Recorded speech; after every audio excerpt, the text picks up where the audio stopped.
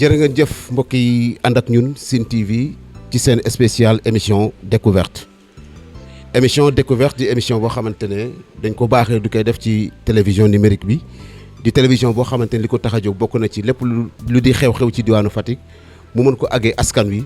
jëm ci wàllu politique jëm ci wàllu sport jëm ci yeneen activité boo xamante ne baaxoo na ci askanu Fatick découverte yóbbu ñu ci quartier Darel ñu fekki foofu benn parti bi nga xamante moom la ñu dippee PASTEF te kii di Ousmane Sonko dirigé ka moom ay ndaw yoo xamante ne ñu ngi fekk baax fii ci diwaanu Fatick du muyu parti bi nga xamante ne mooy parti njiitu réew mi nga xamante ne fii la fekk baax dem ci parti googu lan moo ko waral loolu yëpp ñu fas yéene kaa waxtaanee fii ci Sine TV ngir askan yi nga xamante ñoo ñu topp saa su ne rawatina ci wàllu internet yi ñu xam ne télévision bi nëbbul dara ci biir diwaanu Fatick. kon nag mbokk yi du ma def dara lu dul jox kàddu ki nga xamante ne moo di Jupiter Ngom di ki nga xamante mooy coordonnateur communal PASTEF Jupiter waa Sine TV ak ñëpp ñi lay seetaan ñu ngi lay nuyu te di lay tatagal. waaw maa leen di fay di leen remercier si occasion bi ngeen ñu jox ñu def émission ak yéen donc wax ci suñu parti PASTEF bi nga xamante ne Ousmane Sonko moo ko jiite l'état des lieux. donc waxtaan lépp daal lu jëm ci wàllum parti bi ñu ngi leen ci remercier bu baax.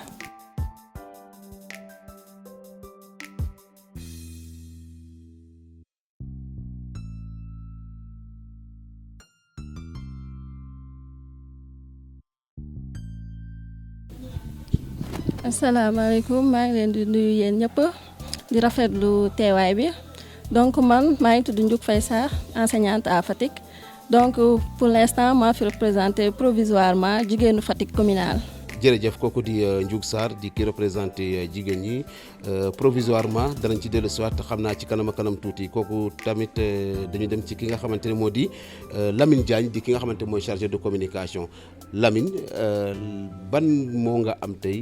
pour àggee ko askan wi ci waxtaan wala ci nuyoo ci li nga xamante ne moo soxal suñu teewaay fii ci wàllu découverte. asalaamaaleykum wa rahmatulah Paul di kontaan ci teewaay bi ak accueil bi nga xamante ne vraiment réserver ngeen ñu ko seen émission découverte di remercier aussi vraiment sama collègue militant yi nga xamante ne vraiment dañoo taxaw temm ne PASTEF mu ngi Fatick te ñoo ngi koy dëggal bu baax surtout nag jigéenu PASTEF macha allah ñoo ngi liggéey bu am solo donc ma leen siy gërëm di leen sant. mais di gërëm aussi notre coordinateur provisoire mais au niveau de la commune qui est Jupiter Ngom qui est en train d'abattre un travail de titan liggéey bu am solo te chaque jour heure bu ñu nekkee sur le terrain ñu sentir retouru liggéey boobu suñuy résultat travail alors sur ce vraiment maa ngi gërëm ñëpp di leen sant di leen ñaaxaat pour ñu gën a góorgóorlu di wax waa Fatick aussi que ne PASTEF est très bien présent ici je pense que Jupiter dina si gën a ñëw pour que jox leen confiance wax leen ne vraiment am nañ cadre d'accueil parce que le PASTEF est vraiment là alors waa Fatick yëpp nuyu naa leen. di Lamine Diagne ñett ñii lañ war a waxtaanal ci li nga xamante moo jëm ci découverte gi bu ñu demee bay jeexal nag ñi nga xamante ne ñoo ji suñu jigéen ñi fi teew aussi dana leen jox kàddu tuuti ñoom tamit ñu yokku kawar ci li nga xamante moo jëm ci xar mi ba lépp loo xamante ne daal mooy taxawaayu parti gi gën a fës rawatina ci wàllu jigéen yi Jupiter yow la ñu jox kàddu gi yow yaay coordinateur communal ci parti PASTEF fii ci Fatick léegi tey boo amoon message booy àggee askan wi loo leen di wax ci li nga xamante moo jëm ci doxalinu parti bi. waaw rebonsoir léegi message bi may joxe donc ci askan bi surtout commencé ko ci Fatick mooy comme ni ma ko suñu frère Lamine Diagne waxee mooy parti PASTEF les patriotes dirigé par le président Ousmane Sonko di signifier patriote du Sénégal pour le travail l'éthique et la fraternité est bien implanté au niveau de Fatick donc ñu leen di lancer appel boobu ak publicité boobu ñu xamal leen ne donc on est là te dañoo indi gisin bu bees indi vision nara indi programme boo xam ne moom la ñuy tënk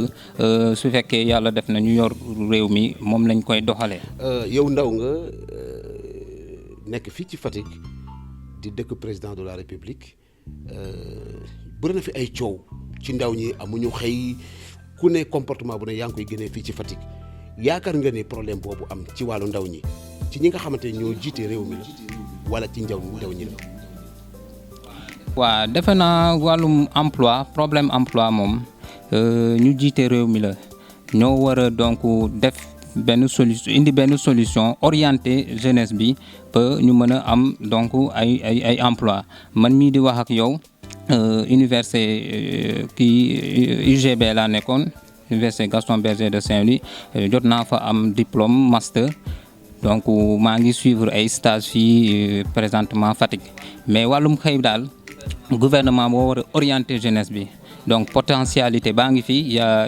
a une jeunesse donc instruite donc suñ leen jàppalee tuuti war nañ ci mën a génn mais Fatick daal lu ñu fi seetlu soit maçon la wala donc yaa ngi dawal Jakarta te gis nañ conditions yi foofu sax réuniruñ bu baax ñu ci bëri dañuy am ay accident ba ay mort d'homme sax di ci am. lu tax nga bàyyi parti bi di APR wala coalition Benno Bokk Yaakaar dem ci Pastef bi nga xamante ni ki ko jiite du doomu Fatick. te yow nga fekk baax fii ci Fatick.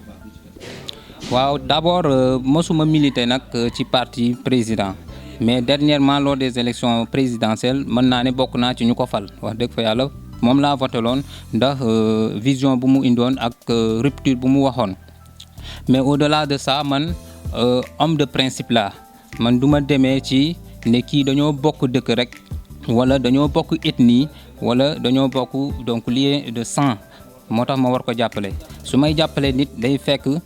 njub ba mu nga fa day fekk xam-xam ba mu nga fa mais tamit day fekk programme bu leer ak vision bu taxaw mu nga fa lu tax ma jàpp ne Macky Sall war nañ ko tourner le dos c'est il a trahi à sa mission moom ba mu ñëwee dafa ne day indi rupture ñëwul fii pour tabax ay tali ak ay infrastructure dafa ñëw pour donc indiwaat état de droit te gis nañ ne loolu yëpp amul état de droit naxasaay na fii ci Sénégal clientélisme moo fi nekk soo bokkee ci ñoom daal mën nga def lu la ne dara du la ci fekk ñun daal rupture boobu lañ bëgg te président Ousmane Sonko lancé na combat boobu miser surtout le système bi système bi moom mooy problème am moom ñëwul ne rek il faut que ñu changer l'homme on n'a pas un problème d'homme mais un problème de système donc suñu changer les hommes c'est ce qu'on appelle l'alternance dañuy am alternance gaa c'est-à-dire kii moo fi nekkoon nekkatu fa cet homme là moo doon jiiteetul mais système bi doxalin bi changé wul. mais doxalin boobu changé wul mais sëñ bi. on a constaté que depuis que le Sénégal est Sénégal ou bien depuis que le Sénégal est indépendant pratiquement c'est le même système qui est là est-ce que beneen président bu bëgg a ñëw fii par exemple Sonko bu bëggoon ñëw tey bu ko changer le système qui est là est-ce que dana fi yàgg. parce que dafa mel ni on parle de l'indépendance mais est-ce que réellement nous sommes indépendants. d'abord système bi dafa yaatu système bi surtout ci wàllum pratique la ci la ñuy wax. pratique politique bi fi nekk lan la mooy politique bi fi nekk népotisme la clientélisme folklore la et cetera gabegie financière loolu mooy système bu ñuy wax donc su fekkee ne nag dafa ñëw ne moom système bi mooy combat am te yàgg di ko wax depuis création parti bi 2014 nit ñi di ci adhérer ça veut dire que kon mën na ci réussir bel et bien parti bi déjà 2014 lañ ko créé ñu dem élection en 2017 am ci député ci 37 000 voix am na ñoo xam ne votal nañ ñu ko kon idéologie bi gars yi xam nañ lan la xam nañ combat bi lan la te ñu ngi ciy ñëw parti bi mu ngi gën a massifié macha allah te yaakaar naa bu baax ne combat boobu mën na ci am ndam bu baax. tey boo doon jox note waa Benno Bokk Yaakaar wala ñi nga xamante ñoo ngànk nguur ni tey ba note nga leen di jox bu ñu ko doon noté par 10. par 10 mais ils n'auront pas la moyenne. parce que par exemple ban note nga leen di jox. ay 4 yooyu rek 3 baax na. 4 c'est médiocre. donc note médiocre daal. waaw. mais au moins am nañ lu ñu fi réaliser. waaw loolu il ne faut pas être nihiliste loolu moom am na y a des avancées un peu. mais ci lu mu lu woowoon rupture. côté pratique loolu amul. jërëjëf Jupiter fàttali yow yaay coordinateur parti Pastef fii ci commune bu Fatick ginnaaw yow dañuy dem seeti suñu soxna si di wuyoo ci turu Ndiouk Sarr yow mi yaa jiite jigéen ñi ci bureau provisoire bi nga xamante ne moom la ñu taxawalagum fii ci Fatick ci livre bi nga xamante ne moom la Sonko bind am na ñoo xamante ne sax xëy na dañ ci deful seetlu dem nañ sax bay naan programme Sonko boolewu ci jigéen ñi ndax yow ci li nga xamante ne mooy livre boobu ndax gis nga ni jigéen yi boole na leen ci programme bi. waa pour répondre ci sa question dama ne laan ku ne ressource locale wax nga jigéen parce que jigéen ñi la plupart du temps li ñuy liggéey yëpp ci ressources locales yi la ñuy liggéey boo seetee suñu yaay yi lan la ñuy def ay jaay gerte jaay mango jaay sidéem jaay buy loolu yëpp lan la bisaab loolu yëpp ressource locale la te Sonko loolu boole na ko ci programme parce que moom dafa ne pour ñu basé wu ci ressources locales yi pour mun a aller vers le développement kon damay jàpp ne Sonko il a bel et bien pensé aux femmes suñu yaay yi ak jigéen ñi. voilà fii ci Fatick wala ci suñu réew sax yàgg nañ di fi wax ay wàllu financement gis nañ fi financement bu nekk andi nañ ko fii ci Fatick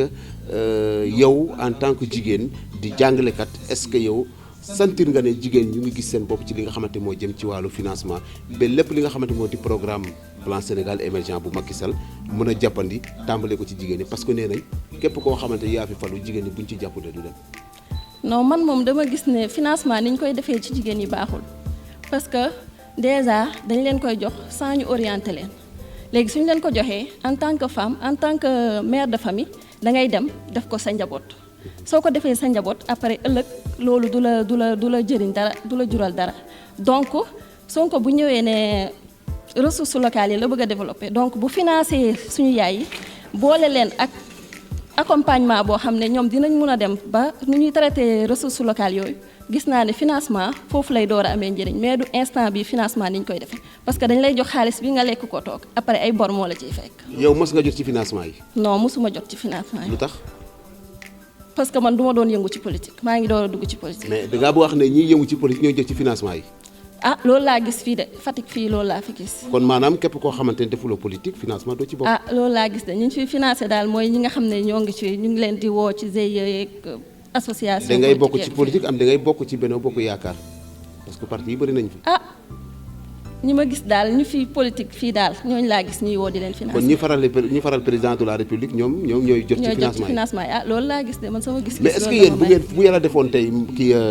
Sonko nekk président le soir du 24 février est-ce que yéen tamit doo leen def comme ñooñu. non parce que ñun suñu vision développement la financer wuñ pour financer rek pour ñu votel ñu. suñ demee bay financer pour développement moo tax ñuy financer pour nit ki mun a liggéey pour lu développer raison bi ak dëkk bi looloo tax ñuy financer bu boobaa. mais système bi foog mu changer kon. bien sûr. mais est-ce que sa moromu Sonko yu bëri wax nañ fi système mais bu ñu ñëwee malheureusement c'est le même système qui est là Abdou Diouf il a travaillé avec la France Abdoulaye Wade il a travaillé avec les Américains ak les Arabes ah. Macky Sall ñëw delluwaat France mbaa Sonko bu ñëwee du delluwaat ci France yi. en tout cas ñun ak suñu vision ak suñu solution. beneen doxalin la ñuy indi mais pas bi fi nekk nii. kon yaakaar nga ni Sonko daal bu ñëwee lépp loo xamante moo di jafe-jafe askan wi tàmbale ko ci Fatick ba ci biir réew mi yëpp dana dàkk. loolu la ñuy ñaan te ci loolu la ñuy liggéey. léegi ban appel nga ci am tey pour àggee ko mbooleem jigéen ñi nga xamante ne jamono ji ñoo lay seetaan ci Sine Télévision. waaw damay woo sama mbokku jigéen ñi nekk dans la région de Fatick plus particulièrement dans la commune ñu ñëw. gëstu li Sonko di nekk di taxawal xam lan mooy Pastef parti bi jëm see adhéré parce que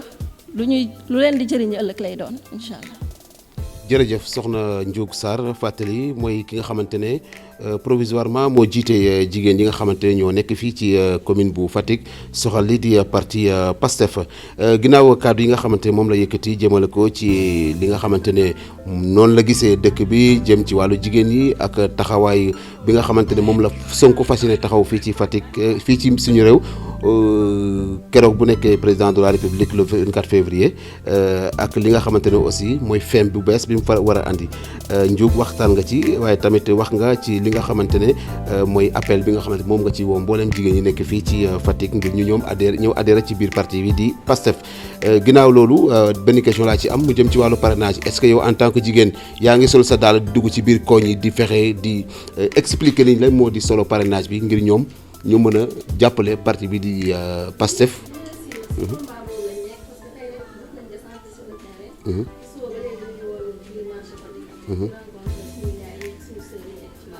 nga yaakaar ñii di waa Benno Bokk Yaakaar duñ leen dame pion ci liggéey parrainage bi mais li ngeen soxla fii ci Fatick di ngeen ko am. jërëjëf soxna Ndiouga Sarr dañu dem ci ki nga xamante ne moo di kii di chargé de la communication Pastef fii ci diwaanu Fatick di wuyoo ci turu Lamine Diagne Lamine gis nañ lu bëri ci li nga xamante ne moo di taxawaayu Sonko ci mim réew mi mu mel ni sax ginnaaw Macky Sall daal moom la gars yi gën a am yaakaar fii ci Sénégal parce que du yàggul dara def na fi benn présentation d'un livre def ko en direct àdduna wërngal këpp di koy seetaan mboolem taskati xabaar yaa ngi fa woon waaye tamit lu yàggul dara dégg nañ fi ay coow ñu ne ñii di waa Benno Bokk Yaakaar dañoo dem di attaquer domicile Sonko ca Casamance ngir nangu ay fiche de parrainage waaye tamit Pastef aussi dana ñu neex lool ñu xam lan moo di Pastef lan moo di organisation bi ci programme bi ak lépp li nga xamante ne moo jëm ci situation bi Pastef toll fii ci diwaanu Fatick ngir mën a am taxawaay bu mucc ayib maanaam ngëmb bu dëgër ci li nga xamante moo jëm ci parrainage bi ak élection présidentielle bu 2019 ngir le 24 février ñu mën a dégg wiif yow en tant que chargé de la communication bi nga duggee ci liggéey bi ak léegi loo ci mën a wax askanu Fatick Pastef organisation ak lépp lu jëm ci situation bi. macha allah monsieur le journaliste maa lay gërëm di la sant aussi pour say questions yi nga xamante ne vraiment dañoo pertinentes macha allah parce que yaa ngi touché le doigt li nga xamante ne vraiment moom la ñu war a wax mooy li nekk actualité vraiment loolu ñu ngi la si gërëm di la sant. alors question yi posé pour bëri na li nga posé ces questions vraiment mën naa ko tuddee ay cascade de questions nga ma posé si benn rubrique alors li ma siy tontu mooy par rapport ak Pastef en tant que tel c'est un parti politique très bien structuré d'abord au niveau local parce que ñun suñu démarche mooy démarche down top si base bi lay démarrer dem ci kaw alors sur ce tey jii am na ay structures yi nga xamante ne jeunesse patriotique du Sénégal day président de Pastef fii si Fatick y a aussi jigéenu Pastef moom mooy tey jii femmes yi nga gis nii ñoo ngi toog di représenter dignement les femmes patriotes de la région mais aussi il y a le mouvement des élèves et étudiants de Pastef très bien présent dans le parti ñun déjà ay jeunes lañ sama naataango bi suñu coordinateur bi c'est un étudiant donc il peut même représenter cette couche il y a le mouvement des cadres man avant may nekk chargé de communication Pastef je suis membre du mouvement des cadres du parti Pastef alors ce qui veut dire que sur le plan structuration Pastef dafa def jéego bu am solo te parti politique képp koo xam-xam ne dafa war a am base parce que structure de base yooyu moom la ñuy reporter juste au niveau national te loolu bu ko defee ku si nekk da ngay am benn légitimité naturelle parce que si sa base ngay émerger dem ba ci kaw alors liggéey boobu Pastef aujourd'hui liggéey nañ si liggéey bu am doole moo tax sax d'ailleurs pour embrayer un peu sur la question du parrainage on n'a pas tellement de problème parce que base bi yàgg nañ ci liggéey mën na am nit ñaa ngi ñuy doog a découvrir Fatick mais depuis 2016 ñoo ngi si terrain bi di waxtaan nit ñi di jéem a faire passer l'idéologie du parti Pastef moo tax on n'a pas eu tellement de problèmes pour rencontrer les gens parce que il faut savoir que Fatick c'est la région du président de la République et plus particulièrement Fatick commune et Darel c'est la région du président moo ngi dëkk à 100 mètres d'ici donc pour nekk fi opposition déjà dañ lay stigmatiser dañ lay indexer parce que minorité nga mais pour nga am audace wu ñëw si nit ñi di wax ak ñoom leneen dul APR c'est un problème te ñun on a osé ñun actuellement nous sommes des challengers. donc mën nañu wax ne askan wi comprendre nañ seen message bi. macha allah parce que dès l'instant que nit ñi boo ñëwee déjà dinañ la bàyyi nga wax ba pare si kaw loolu ñu poser la ay questions ça veut dire que li ngay wax intéressé na leen mais nag y a une donnée ba nga xamante ne c'est pas une donnée politique mais c'est une donnée sociale c'est un constat bi nga xamante ne sunu agent yëpp def nañ ko sunu militants yëpp def nañ ko mooy que souvent même les gens ont envie de parrainer mais dañuy laqatu loolu nag ça se comprend sur le plan mën na am bu ñu duggoon sociologie politique dinañ ko mën a expliquer mais da ngay gis nit mu ñëw ne la ah grand man bëgg naa la parrainer mais kañ dem si roq bi mu jox la carte d'identité parrainer la xam nga loolu kenn xamul lu muy ndurool n'est-ce pas nga ñëw ci kër ñu ne la ah ñun de xam nañ ne duñ voter Macky mais nag parrainage bi ni mu demee sama diw moo ñëw wala sunu njiitu mbootaay moo ñëw alors ñun il faut que ñu parrainer Macky parce que tamit xam naa ñoo ngi xalaat ne bu ñu bokkee ci benn mbootaay joxewuñ seen carte d'identité rek financement yi bu ñëwee gars yi dañ leen tëb donc loolu ce sont des pesanteurs yi nga xamante ne dafa am ci région de Fatick donc région de Fatick aujourd'hui c'est un terrain redoutable mais nag képp kuy wax redoutable aujourd'hui Pastef moo la gën a ñeme lu redoutable parce que ñun rek ñun ñoo osé bind plus de 200 pages taxaw place de l'Obélisque regrouper plus de journalistes yi nga xamante ne ñoom ñoo gën a xarañ actuellement Sénégal ak askan bi yëpp proposer leen ay solutions c'est juste pour embrayer sur ta seconde question pour te dire que ñun ragaluñ lu métti ragaluñ lu métti Sénégal ñun ñoo fi njëkk a ñëw 6 mois avant les élections ñu bind fi une vision politique sur plus de 200 pages taxaw jàkkaarloog askanu Sénégal yëpp ne leen vision baa ngoog ne leen ci waxtaan c'est ça la démocratie ñu toog ay journalistes kàngam macha allah ñu mel ni yéen di jàngat question yi di jàngat solution yi di critiquer di commentaire ay économistes ay sociologues sunu président Ousmane Sonko macha allah am charisme am dal am tey am esprit aussi esprit républicain un vrai patriote répondre sans faute zéro faute plus de 2 heures de temps d'endurance donc ñu ragaluñ lu métti loolu ñu ñoo ko njëkk a def Sénégal je pense que tey jii c'est ça qui fait même l'actualité de ce pays mooy le livre de Ousmane Sonko et livre bi dañ ko bàyyi ak ñëpp tey jii étudiants yi mën nañ ko am fonctionnaires yi mën nañ ko am ku dul étudiant mën na ko am lire ko approprier wu facilement si solution yu mu posé wu ndax lan parce que comme ni ko sama sœur ñu waxee léegi Ousmane Sonko la démarche top down top da ko privilégié mooy que lépp na nekk luy jóge ci suuf à la base di yéeg te vision moom yëpp boo xoolee ligne bi fil conducteur bi mooy que ñu jël li nga xamante ne am nañ ko potentialité dans tous les domaines ñu valoriser ko delloowaat ko ci dëkk bi ma jox la exemple lu gerte bi par exemple tey jii dem nañ ba benn moment Macky Sall di ñaan étrangers yi kaa leen jënd gerte Sénégal loolu erreur la te ñun on manque de tout alors ñun suñu vision politique bokk na ci tey jii secteur primaire boobu nga xamante ne ça occupe que 17% du PIB national mais ñu jël ko créer unité de transformation au niveau de la base def ci ak produits dérivés yi nga xamante ne yëpp gerte mën na ko andi tey jii muy savon di huile di ay di lekku xar di produits pour bétail mooy souvent tous les produits dérivés de l'arachide ñu jël ko vraiment améliorer ko valoriser ko ba pare jaayaat ko fii ci dëkk bi waa dëkk bi di ko jënd alors donc ñun suñu vision yëpp boo xoolee ci loolu la basé wu et pour terminer sur ta première question par rapport au sel qui est ici man sama plaidoyer yëpp loolu la xorom si c'est actuellement de l'or blanc au niveau mondial demal Allemagne demal Autriche demal partout dans le monde c'est le sel qui fait ba mais dafa mel ni Macky Sall dafa ruus a wax ci xorom ba mu nekkee président ba léegi même avant mu nekk président di nekk ci gouvernement mosuma ko dégg mu wax ci xorom man loolu ça me fait tellement mal ñun tey jii on a de vrais projets tu sais ce qu'on appelle les transferts de technologie la nga xamante ne day permettre ñun ñu valoriser xorom bi ba nga xamante ne képp ku dëkku Fatick xam nga ki dëkk Kédougou mu ngi bàkkoo or bi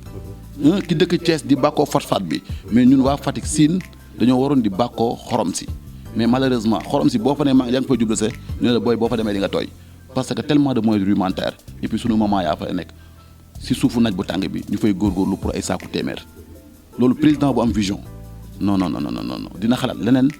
lu dul di tabax ay je sais pas ay arena et cetera bàyyi xorom si mu nekk fii nekk mbir ma nga xamante ne vraiment potentialité bu ñu waroon jox cër la si région du Sine Saloum. ba léegi ci li nga xamante ne moo jëm ci parti bi di PASTEF ñu bëri gis nañ ni parti bi di PASTEF dafa mel ni da ngeen di def confondre vitesse et précipitation. gis nañ fi Macky Sall laata muy falu nekk président de la République xam nañ ne injustice moo taxoon mu jóge biir PDS. lépp loo xamante ne moom la yoroon ci wàllu PDS mu delloo leen ko. askan bi merle ko jàppale ko ba mu àgg fi mu àgg tey. yéen tamit seen candidat dafa mel ni ci benn situation boobu la nekk. parce que dafa mel ni aussi wàllu injustice aussi wax nañ ko ci am na wala amul man xamuma mais est-ce que xalaatoo leen seen njiit di Sonko confondre vitesse ak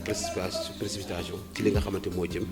ci ngëmb bi mu ngëmb tey ngir jiite réew mi. est-ce que xam nañ ko exactement. merci il faut combien de temps pour sénégalais xam ne kii mooy Ousmane Sonko. merci pour cette question parce que loolu tamit lu ñu war a leeral la pour sénégalais yi comprendre ko en général mais Fatick waa yi spécifiquement Sonko du mer ngembu ñun parti bi xam nga kañ lañ ko créé depuis 2014 Sonko ñoo ngi ko dàq 2016 du moins lañ ko dàq parti bi dañ ko créé 2 ans avant ñuy dàq Sonko administration ce qui veut dire que Sonko bàyyilu bañ dàq ko muy doog a créer parti loolu c'est la première information. Pastef dafa mel ni am na ku moomoon parti Pastef. boof loolu ça appartenait à quelqu'un. man de Pastef benn laa ci xam mooy équipe Fatick bu tudd Pastef mais pour parti politique sincèrement loolu sama xaw ma benn parti politique bu tudd Pastef fi Sénégal mën naa am c'est une information que tu me donnes je vais essayer de vérifier mais man Pastef bi ma xamoon équipe nawetaan la woon mais Pastef parti politique patriote du Sénégal pour le travail l'éthique et la fraternité ñun ñoo ko fi teg man de loolu la et puis juridiquement bu nekkoon dafa amoon beneen parti bu tuddoon Pastef kon duñu am récépissé. C'était la question, le débat avec, je sais pas, parti, comment dirais-je, Souleymane Ndéné bi. Mais bon, pour te répondre, hein, que gis nga Ousmane Sonko, première sortie bi mu njëkk a def xam nga ban année la ñu Sénégalais yu bëri xamuñ ko c'était en 2006 boobu Abdoulaye Wade moo nekk au pouvoir boobu moom il était secrétaire général syndicat impôts et domaines pour te dire que engagement am dafa yàgg xam nga si ban question la woon mooy bi Abdoulaye Wade di bëgg a jël entre Diamniadio ba Mbour foncier boobu mu naroon ko jox waa APIX SA si la njëkk a bindee article bu chaud mu teg ko sur la place publique deuxième sorteem c'était par rapport au fleuve Casamance bi ñu jëlee ay milliards def ko fa ne pour dindi les espèces envahissantes ba pare milliards yi naax saay kenn xamul fu mu jëm boobu tam li ma leen ni c'est en 2006 la def ay sorteem yu njëkk wan ne moom gestion bi gars yi di gérer dëkk bi d'accord ci donc Sonko n'est pas l'ennemi de Macky Sall Macky Sall ne l'intéresse même pas Macky Sall c'est une personne Macky Sall ak Sonko du ñu ay ennemis en personne mais c'est le système comme ni ko Jupiter waxee léegi soxna yi wax ko c'est le système qui pose problème ñun nous sommes des systémiques on est dans ça Macky Sall ne nous pose pas de problème Macky Sall en personne c'est une entité personnelle mais il n'y a pas de problème c'est une personne comme nous mais li ñuy poser problème mooy c'est même pas le système de Macky Sall mais c'est le système du Sénégal de 1960 à nos jours moo baaxul. donc il faut daa bëgg a changer système bi. une table rase. yaakaar nga ne bu changer système bi Sénégal dana. mais bien sûr mais bien sûr une table rase laa la wax une table rase du système. mais il y a des hommes d'État yi fi nekk boo ñëwee au pouvoir fekk leen fi ku fiy jógee bàyyi leen fi. c'est ça le problème. mais est-ce que loolu. c'est un problème. da leen di balayer wala qu'est-ce qu'il va. mais c'est un problème déjà xam nga loolu li ko njëkk a causé. mooy que absence de démocratie dans les partis politiques. ñun nag loolu la njëkk a promouvoir parce que déjà Sonko keroog appel bi mu lancé dafa fort pour ñun les militants les cadres allez retourner dem leen ci base bi liggéey leen parce que base bi moo leen ñuy fal pour ngeen mën a tekki dara ci parti bi ci kaw ce qui veut dire que ñun même démocratie interne dañ ko gëm malheureusement fii les partis politiques sont personnifiés c'est à l'image d'une personne souvent sax nit que bu deewee parti ba dee na mais ñun nag on a une personne morale une institution le PASTEF. Ça veut dire que nous c'est la vision du président Sonko qui nous anime. C'est sa vision du Sénégal. Mais c'est pas Ousmane Sonko même en personne, en chair et en os. Mais c'est sa vision. li mu andi li nga xamante ne mën na éternel su ma doom mën na ko jëriñoo ay sëtam jëriñoo ko ay sëtam jëriñoo ko loolu mooy li nga xamante ne tey jii mooy quintessence su Pastef et puis mooy valeur patriote yi ma joxaat la beneen information pour xam ne loolu rek moo ñu yitteel c'est pas la personne de Ousmane Sonko parce que bu nekkoon personne am rek kon mën na am jour lancement bi ay militants duñ jugee Fatick Kédougou partout au Sénégal Saint-Louis paasal seen bopp aller-retour jël seen bopp en charge entièrement muy añ di reer tout jënd seen i Lacoste ñëw jënd livre 10 000 francs ñii 5 000 francs ak ay yeneen kit de communication toog jël seen temps loolu il faut être un vrai patriote pour le faire et c'est une première au Sénégal avec une présence massive des jeunes c'était vraiment inédit. Est-ce que waxuñ ko noonu rek. non mais non du wax attends parce que nous sommes en politique. tu es mieux informé que moi tu es un journaliste. parce que même dañuy wax ne dafa am ñu nekk ci ginnaawam di koy financer. bon parce que li mu doon liggéey est-ce que may na ko les moyens nécessaires pour mu mën a yëkkati une telle somme d'argent pour pouvoir faire cette chose. xam nga man mi nekk ci biir parti bi quand même man je peux te faire une confidence. Qui n'est pas une confidence. Ça veut dire que ñun ñi nekk ci parti bi ñun ñooy contribuer ci développement parti bi loolu ñi toog fii mën nañu ko seede tey jii ku ci nekk moo ngi ñàkk def ci parti bi. comprendre ñun actuellement même cellule des cadres même les militants de base on a lancé une campagne tuddee ko bokk naa campagne boobu mais les Sénégalais dañoo bëgg lu baax Sénégalais bi ñu demee ba xam ne Sonko mi li muy proposé baax na bi mu lancé campagne boobu ku si nekk ñi def seen 100 francs ñi def seen fukki dërëm ñi def seen 1 million ñi def seen 2 millions mais ñun on n'a pas besoin pourquoi financer mais la politique pourquoi de l'argent ñun on mise plus sur la vision, sur le programme du parti, sur l'engagement des gens. Parce que même nous non militants, c'est pas parce qu'on a besoin de se massifier que nous nous dougalons. Non. Sénégal Fatick bi par exemple ñun parrainage ban expérience ngay gis koo ñu explique ko ba wax ji leer dafa naan ah man de grand bëgg naa parrainer mais après loo may jox ñun joxewuñu dara. kon da ngaa bëgg a wax ne ñii di waa pouvoir ñoom dañuy joxe xaalis. mais c'est des est-ce que teg nga ci sa bët. xam nga fii lañ fi formé Fatick man maa koy wax mu leer man Lamine Diagne. c'est le couple corrompu corrupteur bi Abdou Diouf doon wax pour corruption dañ si dëkk il faut couple boobu ñu divorcer Fatick nag couple boobu moom daf fi dox bu baax mooy le couple corrompu ak corrupteur mariage boobu daf fi dox bu baax. kon am ngeen yaakaar ci Fatick ci wàllu parrainage bi. bien sûr. situation bi lan la. mais xam nga dëkk boo gis. wax ma situation bi lan la rek ma xam. situation parrainage bi dama la koy wax concrètement mooy que ñun il y a une semaine avant. pratiquement mën naa ne atteindre nañ kabu suñu parrainage. actuellement ñun suñu défi nekkatul ay parrainage ji. xam nga lan la. campagne mooy que campagne. et puis wax ne Fatick waa yi ak sénégalais en général on a quelque chose pour vous. on a un programme innovant pour vous. On peut développer ce pays à partir de l'expertise locale. On a les compétences, on a la matière, on a le soleil, on a les matières premières. Ma jox l'exemple Fatick chaque jour ma wax ko Fatick daf may métti bu ma demee marché tey bu ñuy def campagne da ngay gis benn maire buy jaay carotte nga laaj ko benn carotte mooy la 150 francs mais loolu c'est terrible, c'est heurtant loolu ça choque.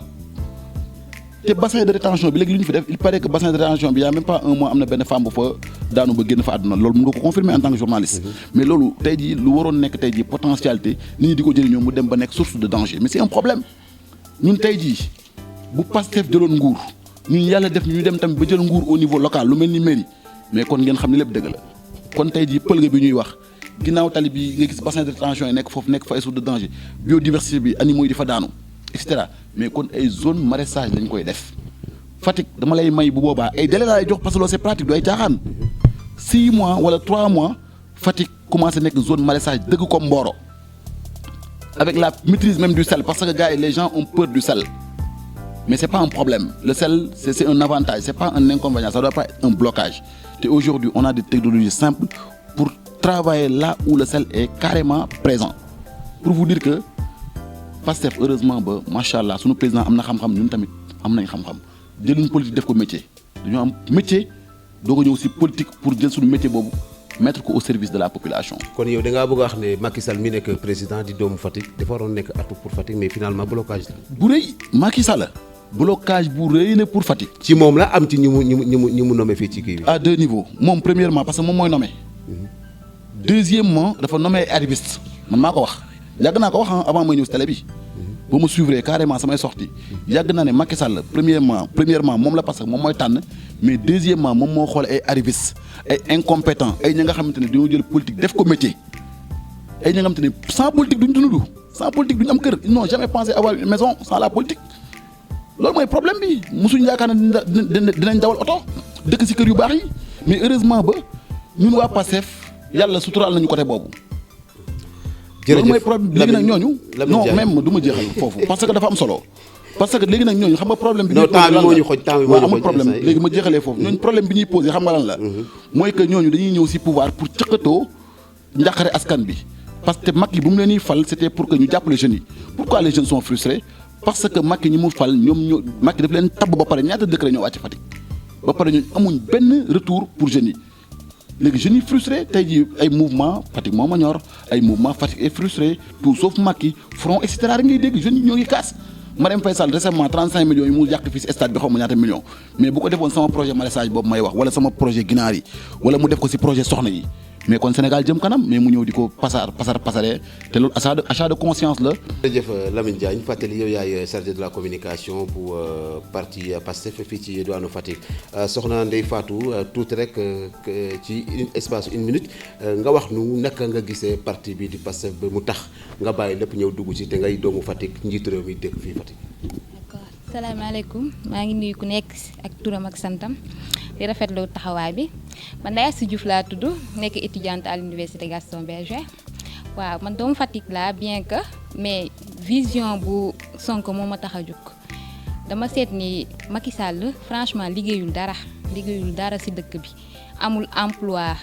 pour femmes yi lépp achat de conscience moo fi am ak abus de confiance kese moo fi am fii amul benn liggéey bu fi amul dara daal en quelque sorte ba pare genre boo gisee Sonko vision bi mu bind ci kii bi livre bu bees bi solution yaa tout résumé na lépp li mu bëgg def pour bés bu yéegee te incha allah ñu ngi ko koy ñaanal pour muy bu yéegee moo mun ko def suñu réew changé quoi. bëgg a def taxulaa def de. incha allah dina def nag bés bu ñu ko falee. ba mu yéeg. léppay mat incha allah. lan mooy ci sa taxawaay est-ce que yow yaa ngi def lu tax moom parrainage am mat wala mu mën a nekk. waaw président 2019. waaw tey rek wàcc nañ ci marché bi pour def parrainage mais avant tey tamit fan yii yëpp maa ngi doon dugg ay koñ croisement et cetera. yaa ngi convaincre nit ñi. waaw si maa ngi convaincre am nga nit ci ñi yaakaar. waaw bu baax. bu parce baax que ñu ngi def suñu liste incha allah. ok jërëjëf soxna Ndeye Astou Diouf di étudiante ca université Gaston Berger bu Saint-Louis ñu jox kàddu ki nga xamante ne moo di soxna Khady Diouf Khady Diouf lay wuyoo n'est-ce pas waa Khady Diouf yow tamit yaa ngi ci Pastef daanaka fi nga dëkk yaak Macky Sall yéen a bokk koñ nga bàyyi lépp dugg ci parti Pastef ci ki nga xamante ne mooy njiitam ba dëkk ca dëkk bu ñuy wax Casamance est-ce que mën nañ xam lan moo la ci dugal ak yow lan ambition nga am ci parti Pastef. salaamaaleykum maa ngi nuyu ñëpp maa ngi tudd Khady Diouf nekk étudiante à l'université Assane Seck de Ziguinchor bon li ma dugal ci parti bi nag lenn la vision Sonko et autres li mu jot a wane par rapport ak ñi ma fi gisoon yàlla xam na ni musuma politique mais li ma jot a gis moo ma doy léegi nag li may lancé mooy appel de massification président Sonko génnee na fi ay projet am wax na li mu xalaat ci réew mi ak li mu bëgg a def bu jëlee réew mi léegi maa ngi appelé jeunes yi plus particulièrement les femmes ñi nga xamante ne ñoom bëgguñu di engagé politique genre yooyu noonu parce que déjà dañoo am déception ci réew mi et genre ñu engagé wu jéem a xool jege Pastef xool parti bi lan lay ut pour jigéen ñi et autres parce que ñoo ngi jéem tout pour satisfaire les hommes les femmes les jeunes et autres léegi jeunes yi nag ñi nga xamante ne dañoo bañ a parrainer nekk yooyu ñu jéem ñoo jàppale ci parrainage yi xool projet Sonko bi lu muy kii nii ñu jéem cee dugg daal parrainer ñoog genre parce que bu ñu amul parrainage tamit du baax genre yooyu. mbaa du yem ci parrainage ba rek bëgg. waaw tamit parce que tamit di nga jëm ci nit pour parrainer ko mu ne la man parrainer naa ba pare mais parrainer taxul nga voter ki nga parrainer nañ parti au pouvoir mais taxul ñu voter ko déjà dañ leen koñe xam nga daa am loo xamante ne boo ko defee nit rek di nga ko am. mën na la parrainer mais bu demee ci ginnaaw kii moom mooy voter ku ko neex foofu mënoo juger kenn mais feuille yi parrainage yi moom mën nga gis kii parrainé na maak yooyu nga kontaan mais déception moom après lay am. mbokk yi daanaka agsi nañ fi nga xamante ne foofu la ñu ndar keppee lii di waxtaan bu am solo bi ñu dippee découverte ñu demoon seeti ñi nga xamante ne ñoo fare ca parti bu Ousmane Sonko di Pastef parti boobu nag daanaka bu ñu déggee bu baax ñoom lu ñuy wax dafa mel ni parti baa ngi monté en puissance fii ci Fatick di dëkk président de la République Macky Sall waaye xam naa bu ñu jeexal lii di wàllu parrainage bi bu fekkee ne lépp lu ñu yëkkati ci ay wàllu kàddu loolu tamit danañ ko leeral ba mu dugg ci boppu askan wi ndax loolu am na wala amul waaye tamit waxtaan nañ ci lu bëri ci loo xamante ne moo jëm ci livre bi nga xamante moom la Sonko bind ngir dippee ko solution ban solution la Sénégal mën a am ngir génn ci jafe-jafe yi nga xamante moom la ñuy jonkoonteel waxtaan nañ tamit li nga xamante mooy tolof-tolof bi nga xamante moom la nguuru Sénégal am rawatina ci yoonu yokkute dem ci plan Sénégal émergent ba léegi ndaw ñaa ngi fippu doxu fi façon mouvement bu ne gis nañ ko fii lan moo ko waral loolu yëpp waxtaan nañ ko ci li nga xamante moo dem ci suñu découverte gi doon amale fii ci quartier Pël ga fi ñu nekk nag sorantewul ak maakaanu kii di Macky Sall daanaka boo defee 100 mètres nga àgg fa waaye ndaw ñi daal wan nañ ko gannaaw ñu ngi ci biir parti Sonko mbokk yi ñu ngi jaajëfal ci bu baax a baax fàttali kii di Jupiter Ngom di coordonnateur provisoire communal bu Fatick ci wàllu parti di Pastef moom mu njëkkoon a jël kàddu kii di Soxna Ndiouk Sarr di ab jàngalekat moom tamit di ki nga xamante ne ci bureau provisoire bi moo jiite jigéen ñi ak ki nga xamante ne moo di Lamine Diagne di chargé de la communication bu parti Pastef fii ci diwaanu Fatick waaye tamit ñaari étudiante ñu ngi fi woon kii nekk ca université Assane Seck ba ca Ziguinchor di ci turu Khady Diouf ak ki nga xamante ne moo di Ndeye Astou Diouf nekk ca université Gaston Berger bu Saint-Louis Paul Ndour moo nekkoon ci présentation bi fegoo nag suñu caméraman bu xarañ di wéy ci turu Mohamed Soxna ñu leen di jaajëfal bu baax a baax te di leen di xaarandi ci yeneen émission yi ñu dippee découverte lépp ngir lépp loo xamante ne moo jëm ci wàllu information en temps réel bu jógee fii ci diwaanu Fatick àdduna wërngal këpp mën cee jot jërë ngeen jëf.